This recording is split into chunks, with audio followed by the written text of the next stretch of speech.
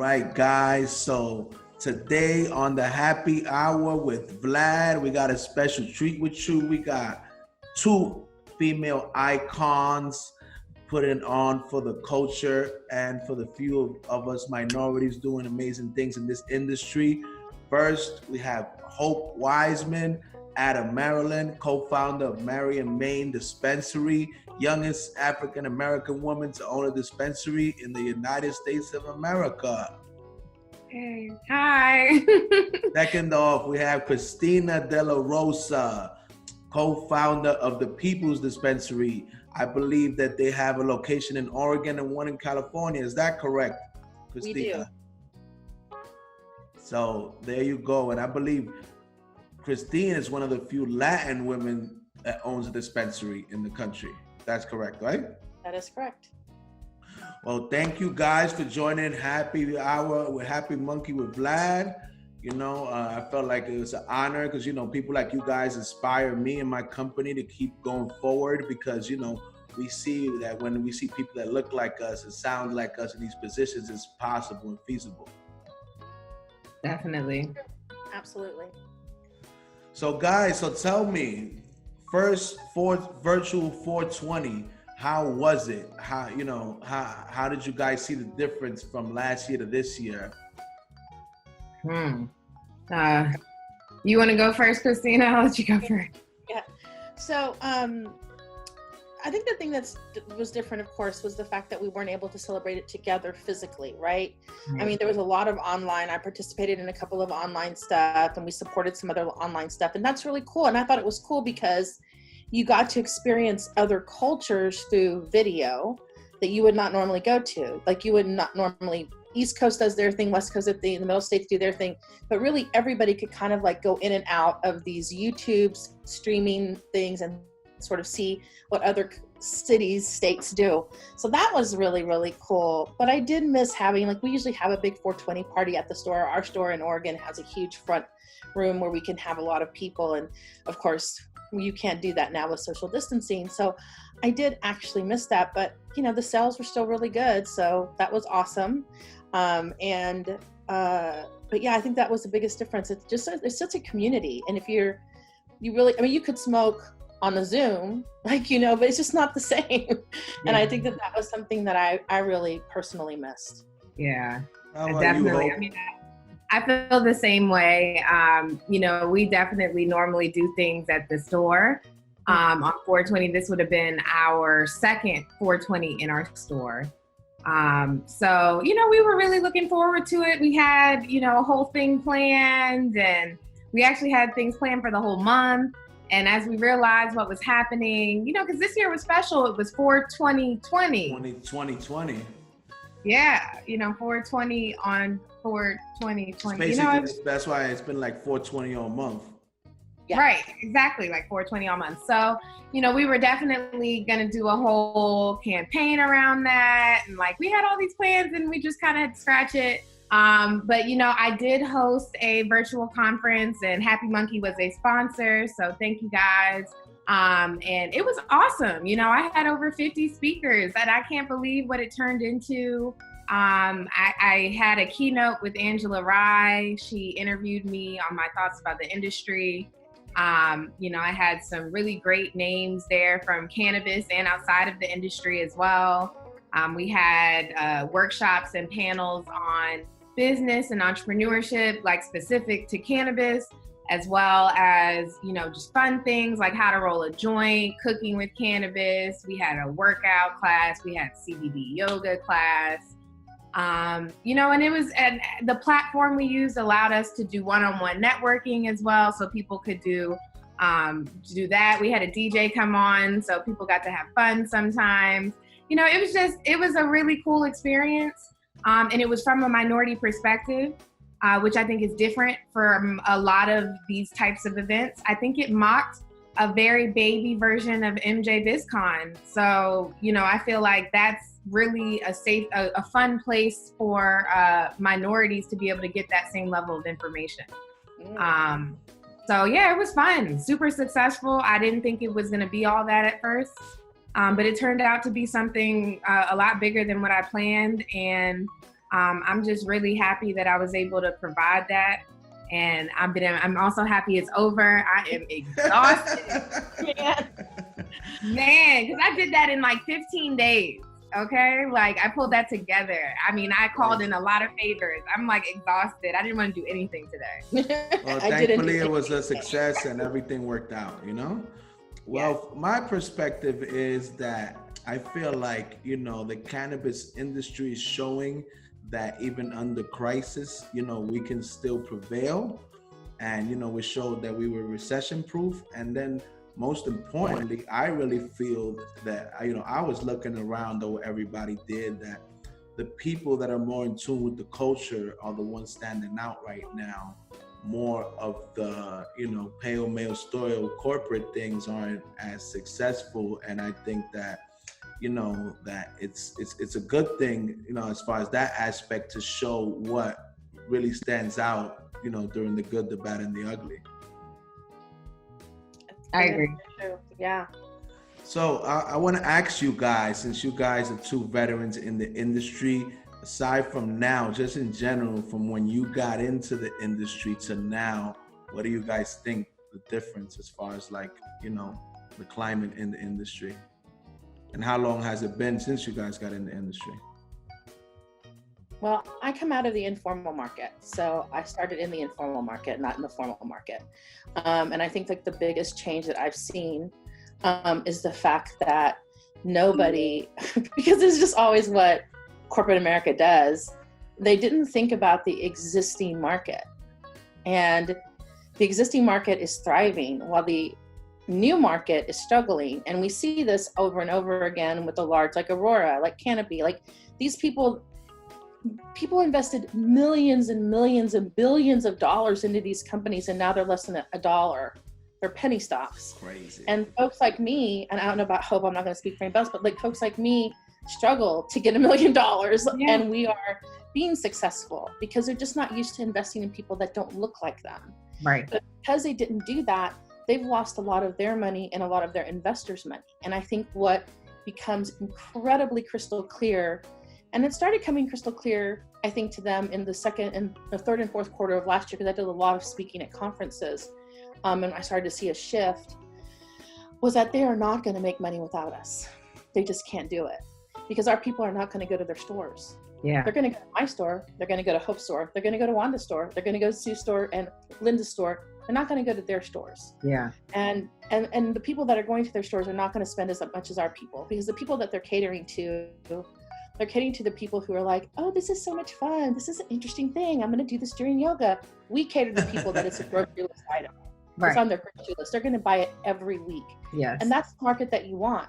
And they've never gotten it, and they're not going to get it. And I think the pandemic has really crystallized for them that I don't care how much marketing dollars, I don't care who you hire to be your VP of brand strategy, you're not going to move them over unless you start to invest in people that look like us. Yeah. Period.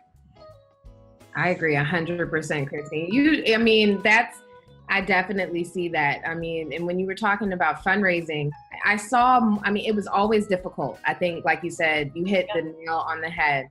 People have a hard time investing in people that don't look like them. And it's subconscious. It's almost human nature for us. I mean, it's like we all sit next to people, like if we were all in high school, we would all go sit at the table with people who look like us. That's just how we are. So, I mean, I get it. But it's like, how do we break that glass ceiling when at the end of the day, all the VCs at the end of the day are mostly run by 60-year-old white men, 50-year-old white men. So, and they can't look at us and see themselves. And so it's hard for them, you have to kind of break that barrier. So I get that. But even so, I feel like the capital markets were more open a few years ago. And with the poor performance of all of these publicly traded companies, now that's translated onto all of the industry. So that's one of the biggest shifts that I've seen. I first started really looking into the industry in 2014, but I'll say I really entered, I guess at the point that we won the license. That was 2016. So I've been, really engulfed in it since then. And I feel like now cannabis is extremely difficult to raise capital for, yet we're still locked out in a lot of ways. However, I've also seen certain banks be open to lending? Just so the financing is just shifting a little bit. I feel like financing is shifting, but access as a whole to capital from like private lenders is in just high net worth individuals. I feel like the interest is like slowing down a lot, which is really going to be difficult for these bigger companies to keep it up, which I think is good for us. And I think that what we're seeing is a slowdown of white capital. And Yeah. very different, because I don't have that same experience with people of color who have capital. I think people of color who did not invest in the market early on because they didn't see themselves reflected. And because, you know, my friend Malik has a really great saying. He's like, you know, they're in the business of weed, I'm in the game. Right. And that's pretty much a difference, right? Yeah. And so I feel like we'll start to see people of color start to sort of step into the limelight.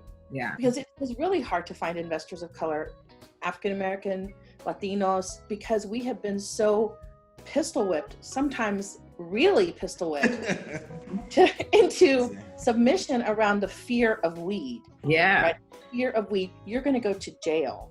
You're going to go and be incarcerated. You're going to have a record. You're not going to be able to get a job. You're going to have a felony offense. That the investors in that sector were like, why would I invest in the thing that my mother, my grandmother said, don't do that. Like for me, my mother was like, you know, they're going to think you're a lazy Mexican. Don't do it. Like that was the thing, right? And so how do you go back and say, people are just afraid, but I think that people of color are starting to realize that it's our industry. We built the industry. We actually physically built the industry on our backs. So we can't let it just be run into the ground by people that don't know anything about the industry. How long has it been since you entered, Christina? I think it'd be probably 5 years since I've been in the industry. 5 or 6 years. Mm-hmm.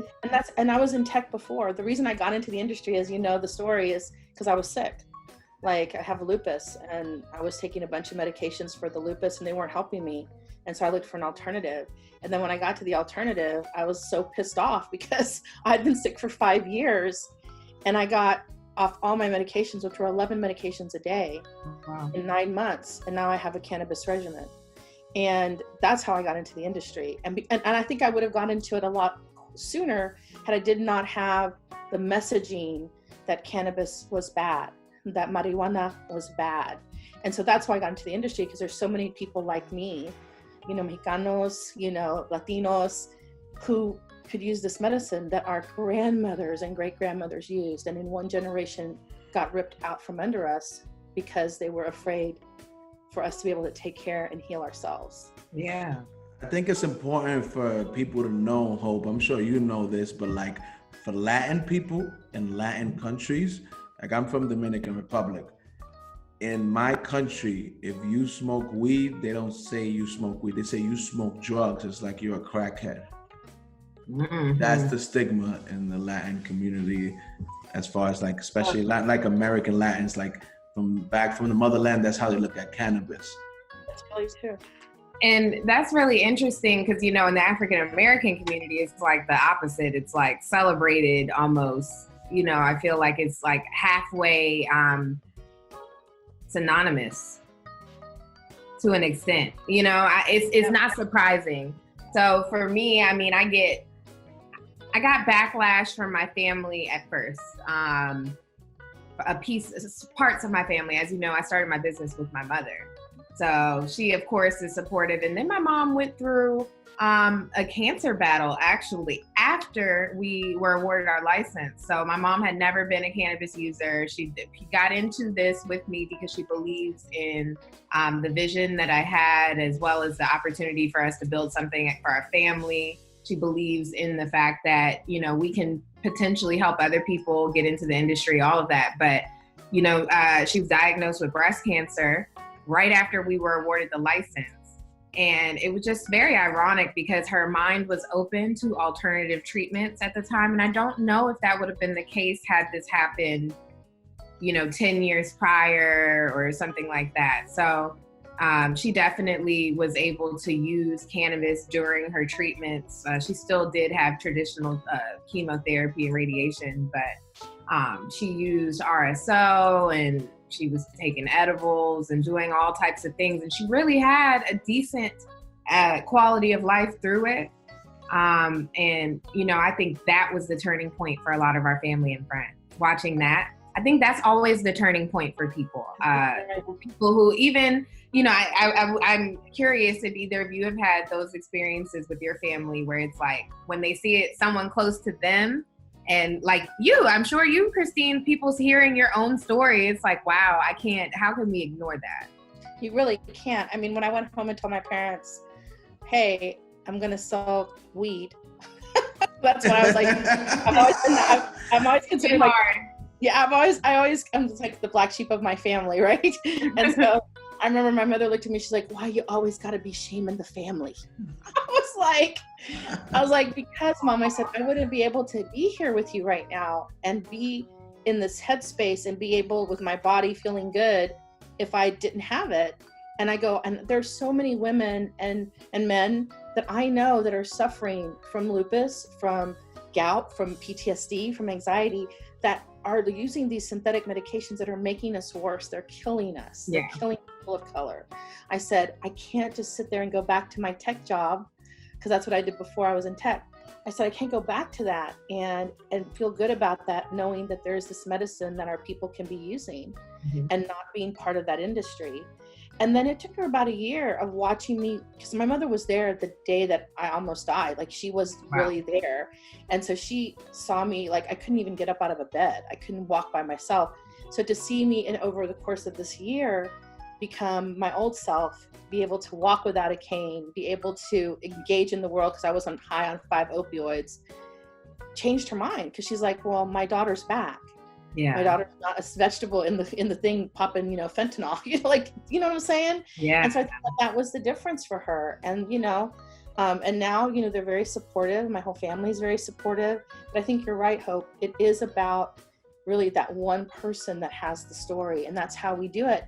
And I think that's what the current cannabis industry really has missed. You know, like, they try to tell the stories of people that are ill, but they don't really consider those people telling the stories. They have they do it for their commercial or for their, and it's just a different thing than me sitting across a table from you and being like, let me help you, which is what we do now, you know, and I'm sure you do that. Yeah, we do that. Well, I do consultations all the time for free over the phone all around the US because that's what it is. It's like one person at a time.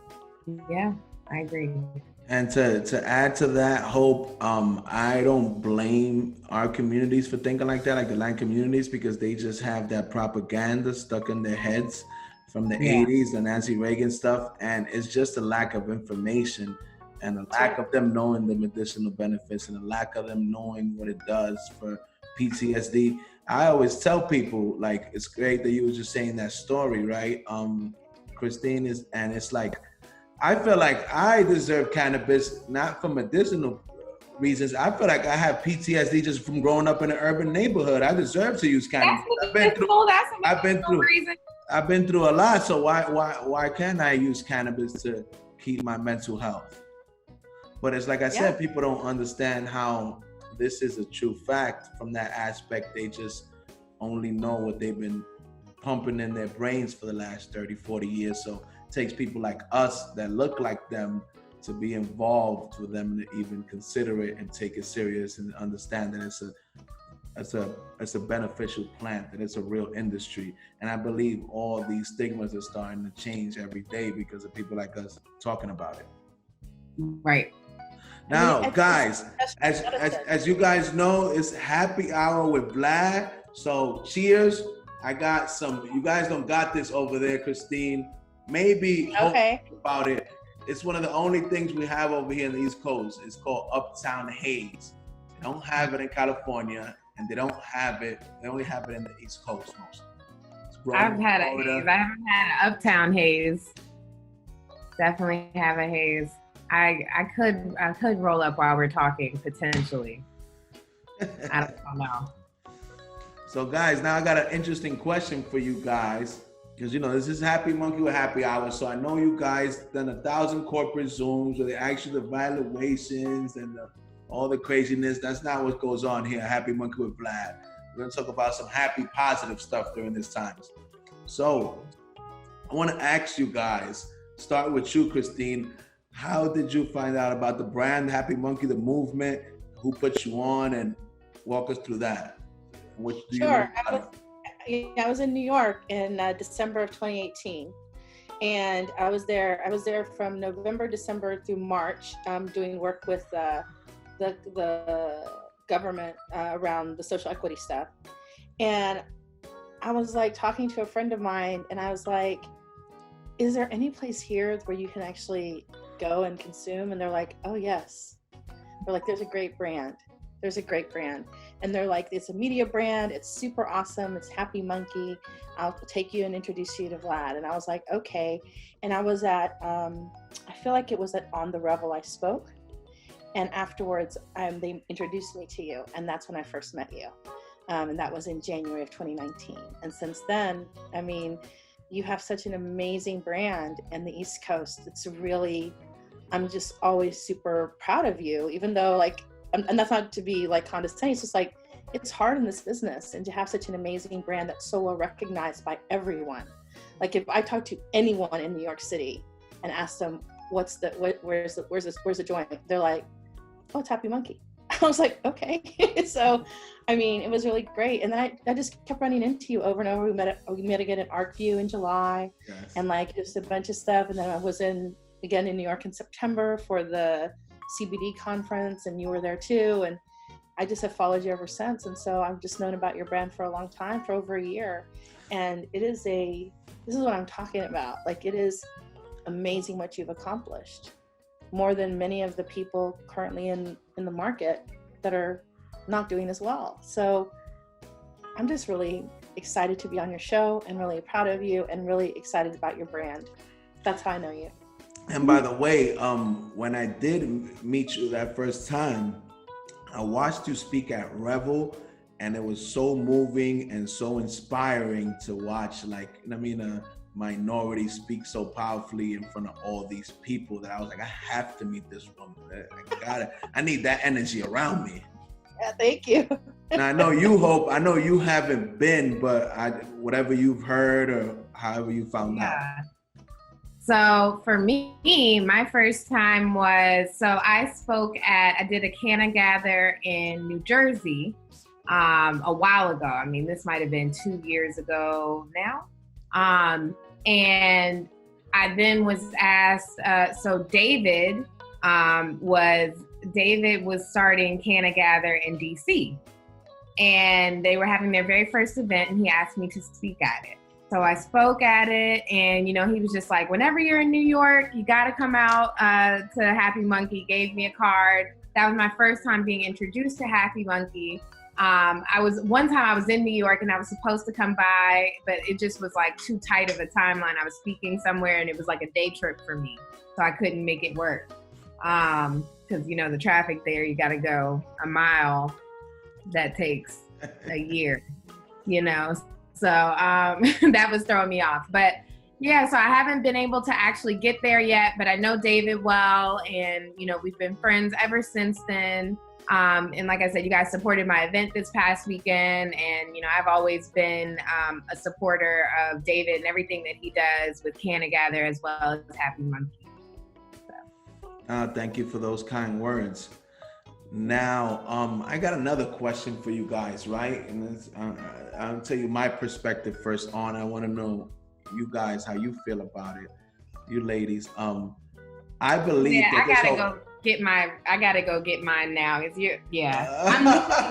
still hear. I was like, oh, it's happy hour. It's of course, it's happy hour. I'm like, I'm off. Happy hour in the bars is with alcohol. With Vlad is with cannabis. I'm just saying. I was like, I can't let this happen. I'm still listening though. So I want to know your opinion, ladies. My opinion is, you know, this whole COVID era and in society as a whole, I believe that it's so impactful that it's going to be like the Bible, like AD, BC. I believe it's going to be like pre-COVID, post-COVID, you know, as a whole. But my question to you guys is, as far as the cannabis industry, how do you see from pre-COVID to post-COVID, what does that look like? I think for me, I mean, we all know there's a new normal coming in society and in the cannabis industry. I think you're going to see a huge move towards delivery. I think that's going to be really now on the forefront. It was sort of an afterthought in California and Oregon. Like, we've had our delivery license in Oregon since we have Oregon. We've never used it. And literally, once they locked down Oregon on March 7th, it took me 4 days to get the entire menu online and delivery started. So I think we're going to see a shift to delivery, at least until there's a vaccine. Because like people like me, I'm considered vulnerable. Like, I have lupus, I have an underlying issue. If I get COVID, I'm probably going to die. So I've been in my house since March 7th and pretty much quarantined, right? So even though they're opening some of the states, many people like me are not going to leave our house. Like, we're not willing to go to a mall or a theater or to even get my nails done until I know that there's a way to treat it. Like, if not a vaccine, but to treat it where I don't die. And so we're going to see delivery, I think, really start to ramp up in a lot of the states where it wasn't a big deal. Like, even in California, it's not a big deal for delivery. Like, it's like, that was like a second or afterthought. Now it's become forethought, even for the dispensaries. Yeah, I agree with that. How about you, Hope? What do you think pre-COVID, post-COVID cannabis industry? Do you agree that it's going to be, like I said, like, it's going to be, this is an era where it's going to be like that kind of division, like I said, like the BCAD thing, where it's that big of a gap in society? I think in society, yes. I think in cannabis, not that much is going to be that different, except for, I agree with Christine, delivery, curbside, things like that will become more popular. And I think people will realize the ease of it. Like, we were just talking today, we were kind of recapping about 420. And I was asking my team, like, how did it feel? Because of course it was a high volume day. This is only our second 420 open. So I asked them, I'm like, how did that feel comparatively to like our other high volume days? And they said, it was a little hectic filling all the online orders and going outside to do all the curbside, but it wasn't that bad. And I was looking at our staffing compared to last year, it was a little lower this year. And we did much more than we did last year on 420. So I think that for businesses, this is a great thing for businesses. We are going to be able to lower our overhead and be able, because for me, our employees, that doesn't necessarily mean working, like not hiring as many people for us. That, not necessarily. We have a lot of part-time people anyway. So it just means just distributing hours differently now. And giving people different tasks, and I think it allows people to be more productive because they're not run like chickens with their head cut off, trying to deal with 50 people in the store at a time. They're able to focus on specific tasks and get more done. So I definitely think that the industry is going to see a lot of positive things, the businesses that can survive right now. And I'm smiling because I'm like, this is what y'all get after putting way too much, spending quadruple what you actually make on marketing. This is what you get. You deserve to fail at this point. And giving us a chance to really make a name for ourselves. I think we're going to see a little window for the next 2 years that, some new powerhouses might emerge. Yes, I completely agree. My opinion, ladies, is that this whole situation as far as the cannabis industry is going to filter through a lot of people.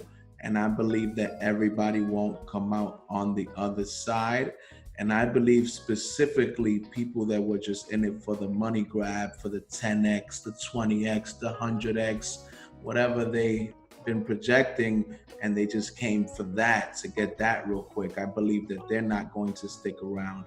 And the people that are really committed to this plant and committed to the culture and committed to the community will be in a much better position. I agree. You hit the nail right on the head. I think that's exactly right. I do.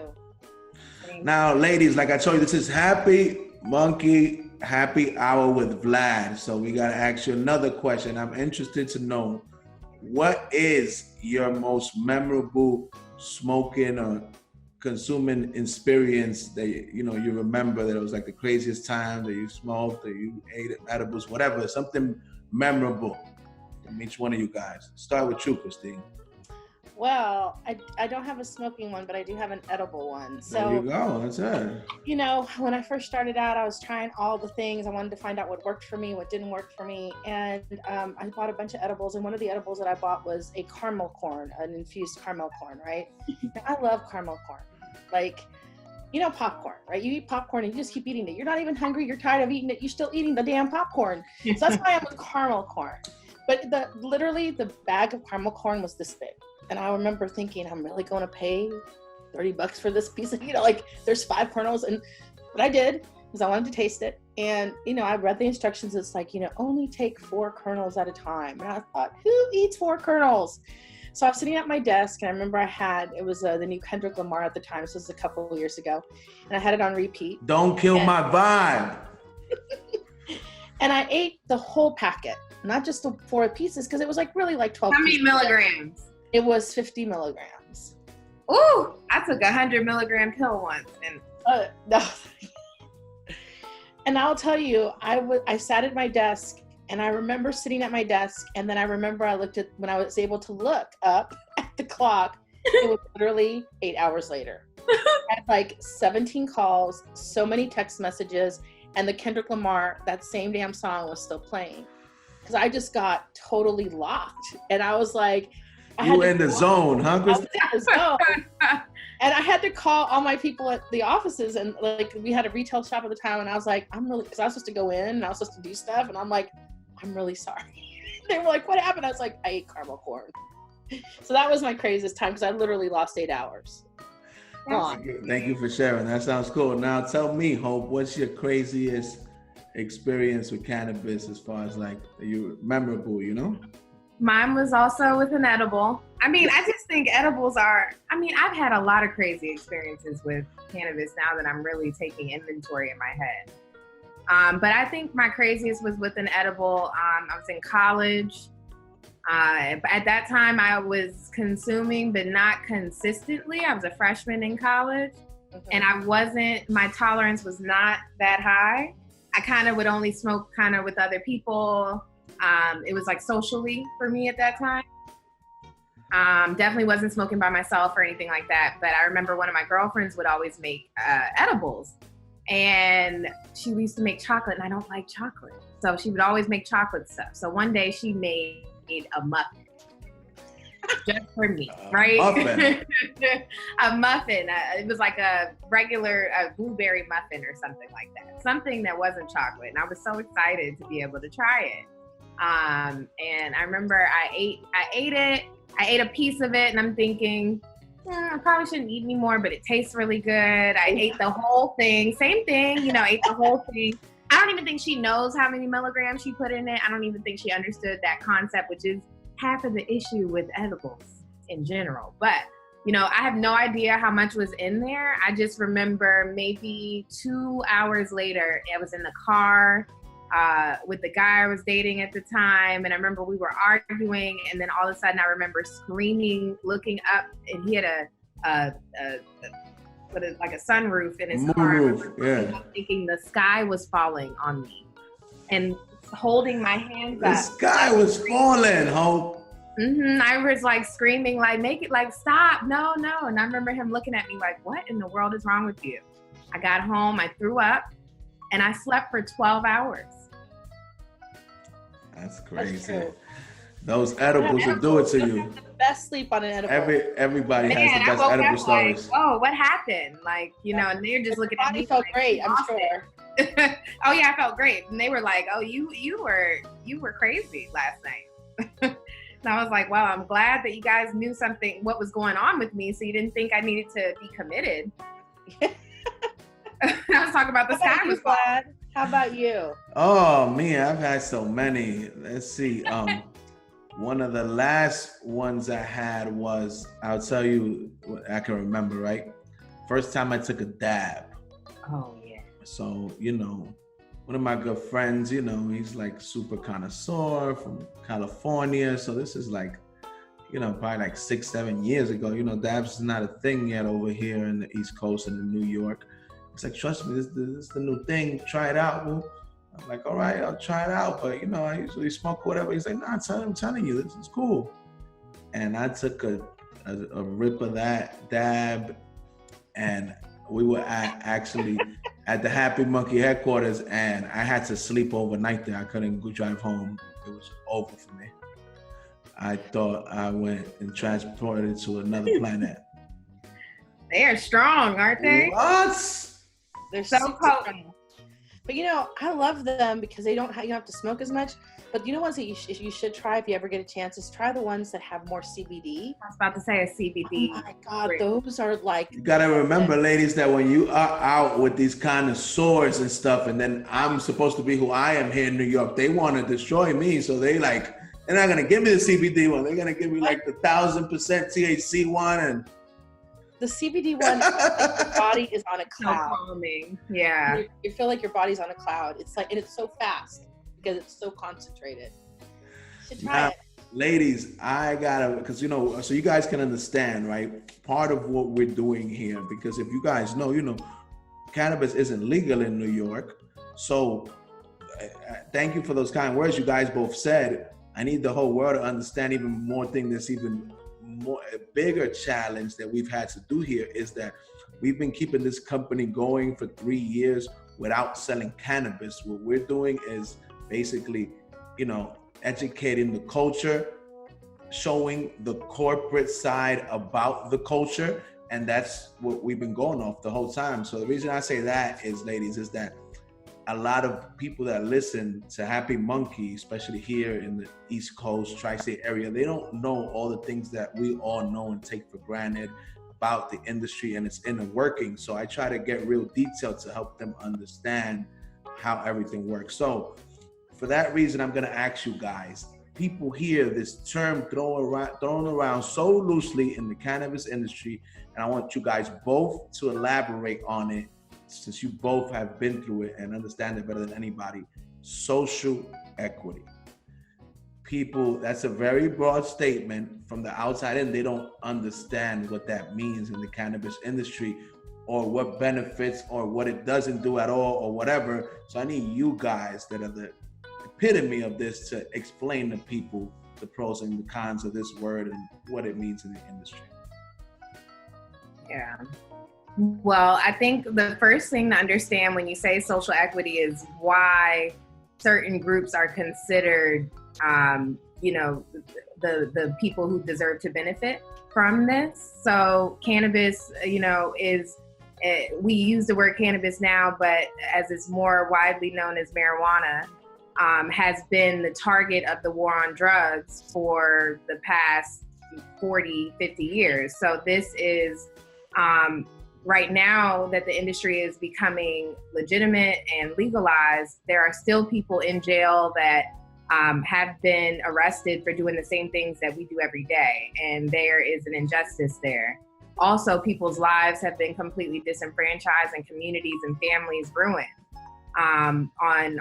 for, you know, hundreds and thousands of Black and brown families. So when we talk about social equity within the cannabis industry, we're talking about righting those wrongs. And I think, you know, I always say there's two buckets to it. There's the ownership side, like you want to see minority ownership, and you want to make it equitable, meaning make it, you know, a fair playing field for minorities, considering what the roadblocks that they may have to achieving it.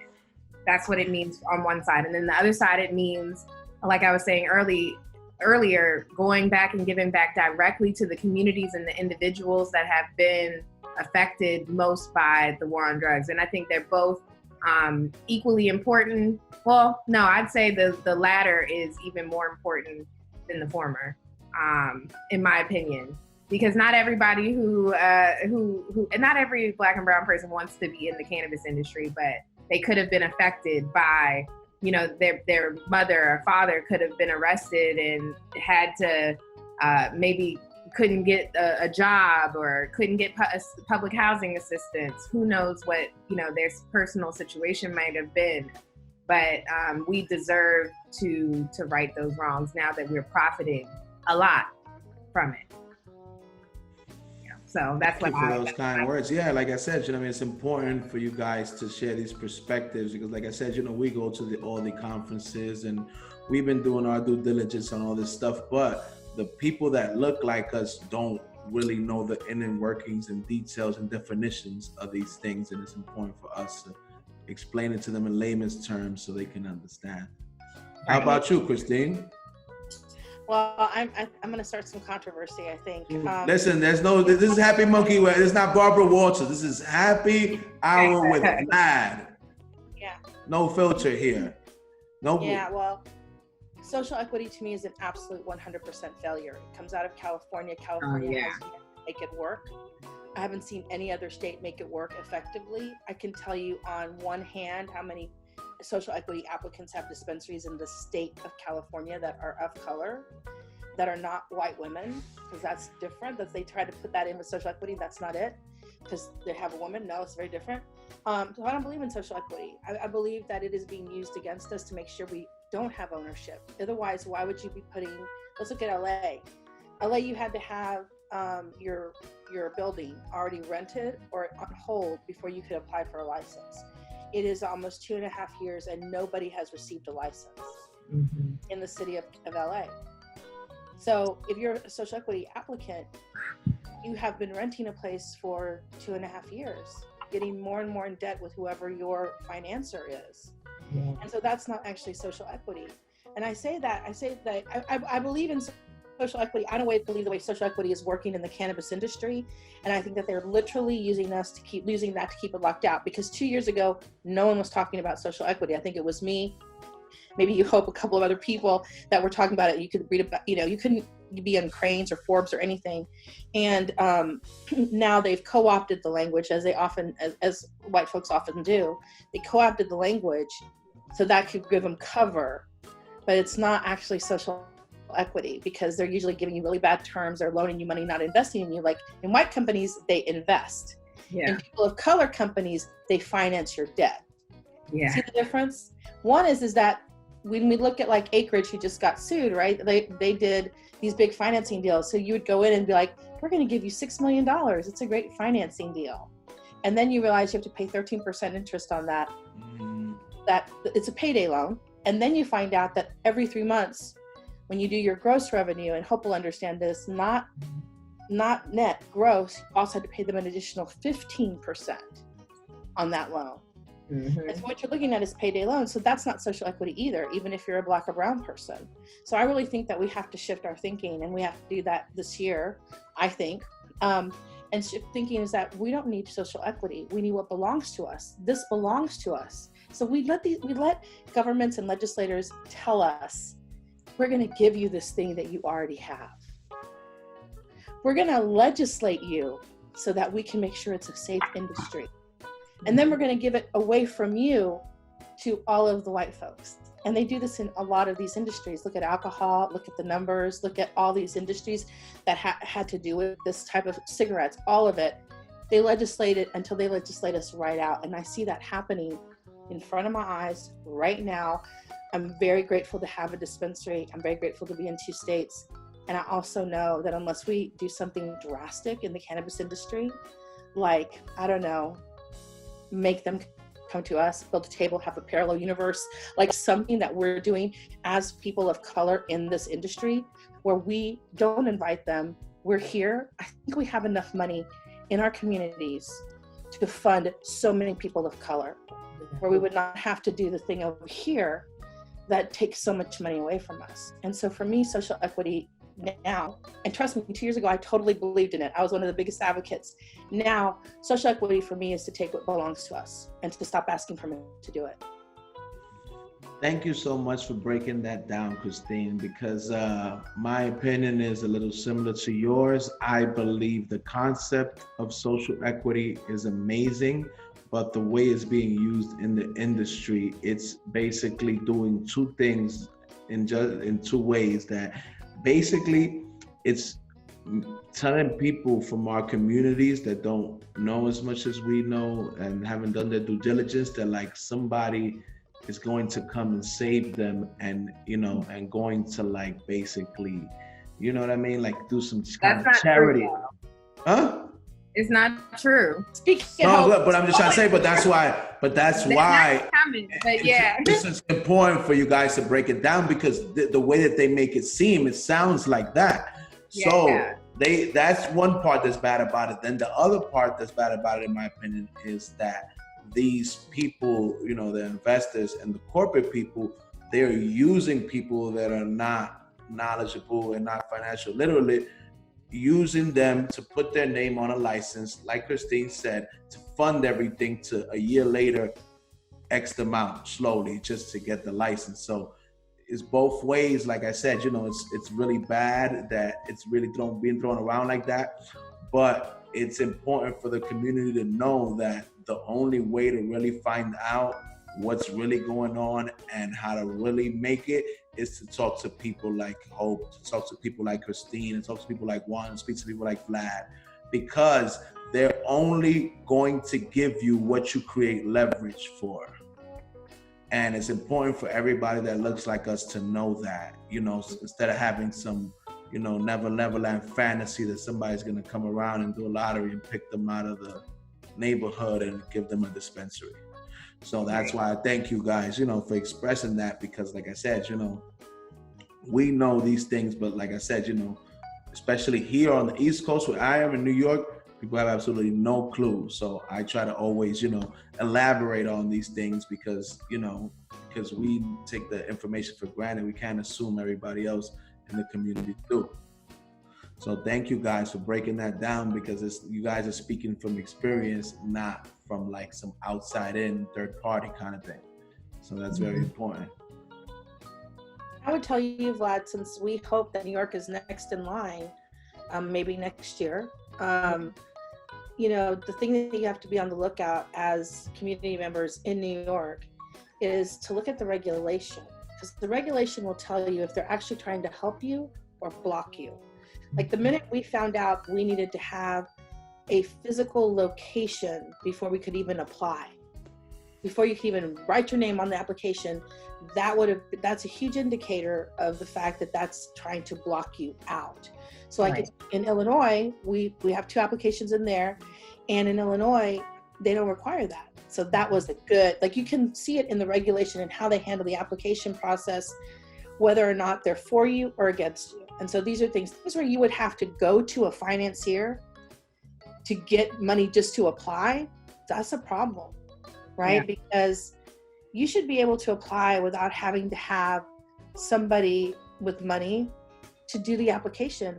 I mean, a lot of people, $2,500 is what Chicago or Illinois charged, and they didn't have to have anything. Now, the application costs money, but there are people people of color communities and poor communities and our communities that will figure out a way to finance that from family, friends, your cousin, your uncle. Yeah, they'll figure out that small part. But if you have to start renting a spot for $15,000 a month before you even write the application, you're already lost. So really look at the regulation, read it carefully, and figure out where are they trying to block people of color, formerly incarcerated, sick people. Where is that coming in? And you'll see it. I didn't see it the first time, but now I know what to look for. And right. That's something that California really taught me. And I'm sure you too, Hope, for Maryland, right? Maryland was extremely restrictive. They definitely not, you know, this last round, they tried to give preference to people of color, and they even did a disparity study, and it found that specifically African Americans and Native Americans in Maryland have been the most discriminated against. Mm-hmm. And over other minority groups. So you were supposed to get extra preference, but it wasn't enough to make a difference. It was 15 out of 100 points. And out of those 15 points, it was split up into 3 groups. And I'd say 10 out of the 15 points were points that anyone could have got. Yep. You know, so, that's definitely, it's tricky. It's very tricky. Yeah, it wasn't a real social equity program or anything like that. No, but you know, I have to be honest with you, nobody has that yet. That's what I was saying. I believe in the idea of social equity, but I don't believe that it's being executed. And the reason it's not being executed is because folks like us aren't doing that. We're writing that regulation, and we should be. We should be asked to be part of those tables. Yeah. Because we're actually people who went through a process, who applied for stuff, who got stuff. So we can tell you here are all the places where it's really hard. Yeah. And then learn from that and create a better system. But I've never been asked. I don't know, you might have been, but I've never been asked. I have been asked. A DC councilman has asked. My senator in my district was on the working committee for the legalization working committee, actually, and she asked anything, so she was like, so tell me about this marijuana. I'm like, oh Lord. Oh Lord, we got a long way to go, Senator. Man, but that was nice, but we're in her district and she's just like, who else could I ask, and I appreciated it. So yeah, I feel like I've been asked a little bit, but I don't think I've ever, you're right, we need to have a bigger seat at the table. I think they should have owners in those working groups too. It shouldn't just be legislators. Just like she had to come talk to me, they don't know anything, so they're just passing around like ideas don't even work. Like, what are they even talking about? Totally. Ladies, now my next question, I want to know your opinion, and it affects a lot of people from our communities, and I want to know what your perspective is on it. Right now, I want you guys to picture the people that are sitting inside a cell doing long-term time for cannabis, that are looking on the news and watching it being deemed essential, and watching corporate people profit by the boatloads while they're sitting incarcerated. I mean, it's that's something that used to really it used to bother me to the point where I felt guilty at a point. But it's not so much you, it's just, I just mean as far as like the industry and the country as a whole, like how does this look upon us? I mean, it's bad, it's terrible. Enough so that I felt that type of ownership even myself over it, like what can I do? And I think that I do have a responsibility as someone with a platform in the space to, be an advocate for reversing that. As much as we can. And then the most unfortunate part about it for me is, like, we always talk about these nonviolent offenders, right? And I feel like there's a case there. But for people who have, gun charges or violent crimes attached to it, and otherwise they might not have even been in that situation if they didn't have to provide for their families in that way or something like that. And now it's almost like that's not even an argument that we think we can win. We don't even talk about that. So that is something I do think about often. And it's something I haven't figured out what the answer is, but I feel like at least awareness is something. So the biggest thing, awareness is very big, because it's just like, if not for people like us talking about it, they'll be forgotten. Like, for example, ladies, I work closely, they're good friends of mine, Steve D'Angelo and Angel D'Angelo. They have the Last Prisoner Project. The next episode, actually, after you guys, is Last Prisoner Project, Angel D'Angelo and Steve D'Angelo. And, I've done fundraise. We did a fundraiser with them we raised about $50,000 for all people incarcerated for cannabis. And I got them to give me a bunch of addresses of prisoners incarcerated for cannabis. And I made my entire staff write, and the whole team write a letter to each person incarcerated.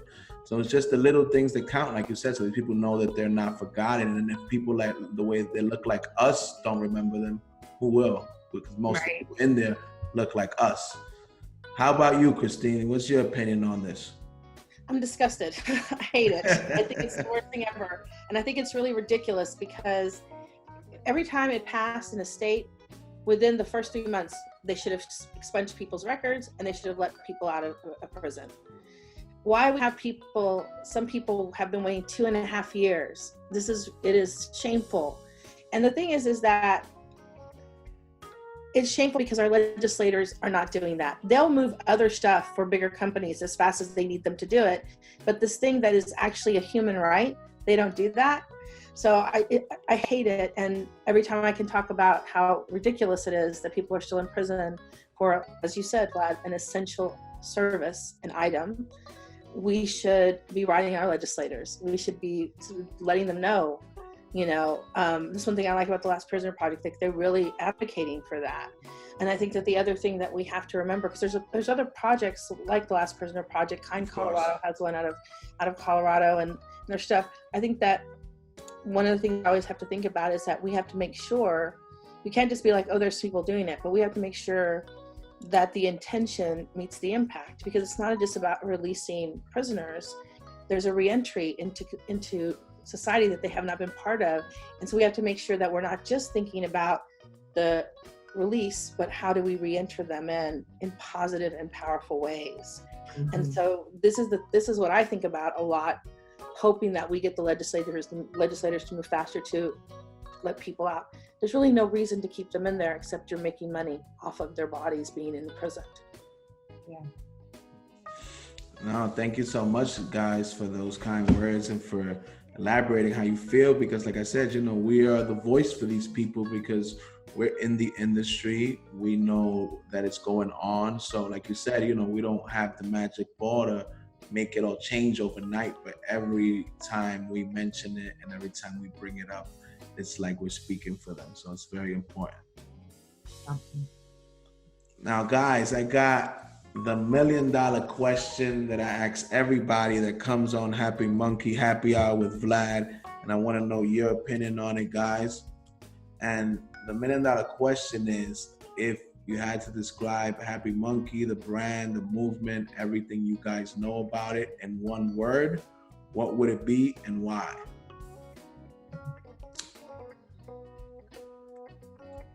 Well, my first word that came to mind, I was trying to think of a better word, but I'm going to do the first word, was exceptional.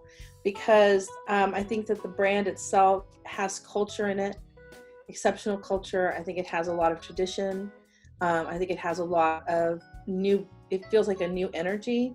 And to be able to create or recreate a brand of a plant that's been around for ancient hundreds of years, to really be fresh and new is exceptional. Mm-hmm. Thank you for those kind words, Christine. Mm-hmm. It's nice. How about you, Hope? What is your opinion? I know you don't know as much as Hope, but whatever little you do know, you've heard from people, you've watched. Yeah. No. So, okay. So the first thing, so I'm reading a book. It's What You Do Is Who You Are. And it's about building culture in your business. So that was the first word that came to my mind. Christine said it, culture. Because I feel like, I see who you are, and I'm from getting to know you today and like knowing David too. So I see that the culture is something that is just ingrained. And then on top of it, the brand is so unique, and I can see that in you. It's like, I definitely, that was the first word that came to my mind, culture. And you built that. It's something that I'm definitely trying to like build as a skill set, being able to build culture in my organization. Well, I'm going to tell you ladies something here on the record, because, I know you guys have my best interest at heart. The only thing that we knew as a brand and as minorities that could create leverage for us was the culture. So we grabbed it here in New York, harnessed it, and have been the voice and basically the eyes and the ears for the culture here, and basically have leveraged that for us to stand a chance when it does go here in New York. We know that that's the only leverage we could create in the meantime, and we're doing our best to do that. That's awesome. Good job.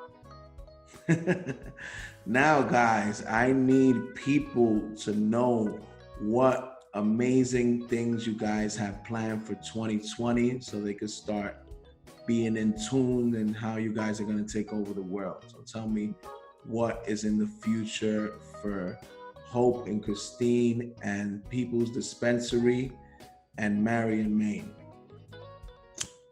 What should they look out for, guys? Go ahead, Hope. So I am, I just hosted this virtual conference, and I want to host a few more virtual events. And I'll be releasing that over the next few weeks. And, you know, at Mary and Main, we are really doing well. And I think we are just focused on giving our patients the best service right now while we're going through COVID. We're not really focused on anything else but that. And, you know, me as the founder and current CEO, I'm definitely looking at ways for us to be able to expand. But, you know, this time is very delicate, so I'm treading lightly. So this year, just expect to keep seeing the same amazing service that you've seen from Mary and Main, and just improvement and growth within our current operations. Mm-hmm. Well, let's see. We have 2 pending applications in Illinois, so I have my fingers crossed that we get one. We have, we're purchasing a dispensary in San Francisco that we've been waiting to finalize for about 9 months, and we were just about to close it in March, and COVID happened. Nobody's traveling, so we're pushing it out 3 months. Fresno's coming up, so we're hoping that we will be able to put our application in at Fresno. Portland is still doing well. The People's Dispensary there, very grateful for all of our employees there that have been frontline essential workers. They're every day with people with a lot of high anxiety, so love them. And I'm hoping to put a couple of products out onto the market this year, some with other folks and then some with just our branding on it. So that's what we're looking to do. And also, much like Hope, focusing in on what we've got and being blessed, and understand the blessing that we still are able to employ people, pay people, and keep going in a time when many large companies like the airlines and the hotel industry and restaurant industries are not able to do that. So we are definitely recession proof. I think someone said this on the call. And also, I think we're blessed and highly favored. Yes. Well, guys, there you guys have it. Look out for these 2 amazing Renaissance women. They are destined for great things. And most importantly, for people of color that are listening in, we are prime examples here that it is possible, it can be done. Reach out to any of us if you need any information, if you have any questions, because we all aspire to inspire. And these amazing ladies are very inspirational, and they're very humble and willing to help anybody that wants to be helped. So guys, I really want to thank you for coming on the happy hour with me, kicking it. I know you guys could be anywhere in the world virtually, but you're here with me, and I appreciate it. I hope you guys nothing but health, wealth, and happiness. Like I said, you know, thank you guys. I'm honored to have you guys on here. You guys are an inspiration to me. You know, you help me see that it's possible, and every day to keep on striving for it. Thank you for the invitation. I had such a great time. Nice to finally meet you, Hope. We definitely heard of each other. So yeah, totally. And it's an honor and a pleasure to meet you, Hope, too. And thank you too, Vlad. We'll have to do this again in a few months. Of course, at your service anytime. For everybody out there, I know we're dealing with some tough times, but remember, you're too blessed to be stressed. Things will get greater later. And stay blessed, stay positive, peaceful. Till next time, everybody. Peace.